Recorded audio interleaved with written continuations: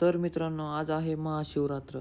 तर मला थोडा लेट झालं ब्लॉग सोडायला, कारण की मित्रांनो माझा ब्लॉग एडिटच होत नव्हता.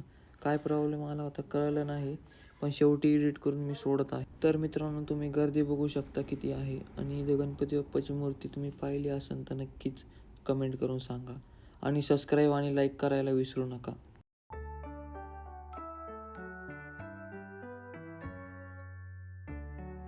तर शंकर महाराजांची मूर्ती तुम्ही बघू शकता किती मस्त आहे.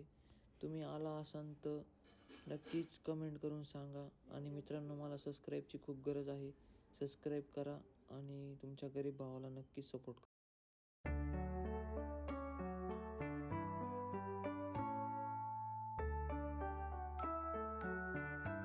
तर मित्रांनो, दर्शन झालेलं आहे आमचं, आणि तुम्हाला मी दाखवत आहे की तिथे महादेवाची पिंड ठेवली गेलेली आहे. तिथे किती मस्त सजावट केलेली आहे, बघू शकता तुम्ही.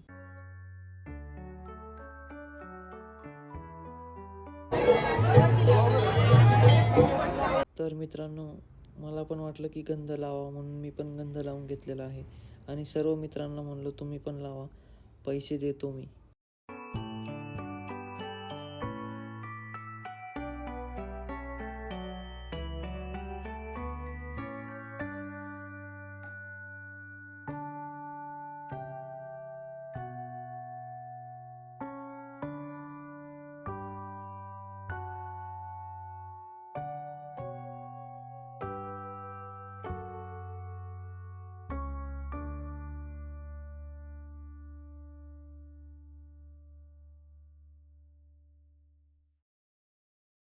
तर मित्रांनो, हा आहे अनिकेत. खूप चांगला मुलगा आहे, कारण की हा कधीही कुठेही जायला नाही म्हणत नाही.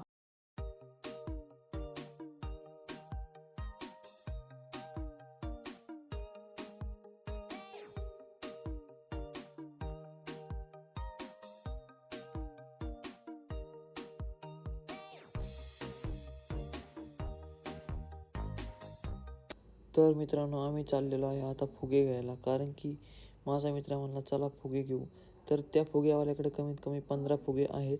एक फुगा आहे 20 रुपयाला. तर बघतो किती फुगे तो किती रुपयाला देतो. असं नका करू, आम्हाला सगळे घ्यायचे राव. अरे आम्हाला राहू द्या. हो बाबा, असं नका.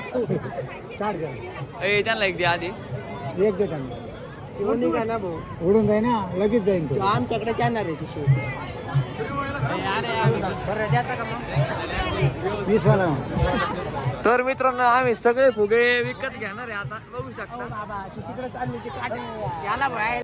तर मित्रांनो, इथे खिचडी होती. मग मस्त खिचडी घेतली आणि आम्ही खात आहे. तुम्हाला दाखवतो. माझे मित्र माझ्या आधी खिचडी घेऊन खाल्ली पण, आणि परत घ्यायला चाललो होते. तर मी म्हणलो नको, आता चला घरी, खूप उशीर झालेला आहे.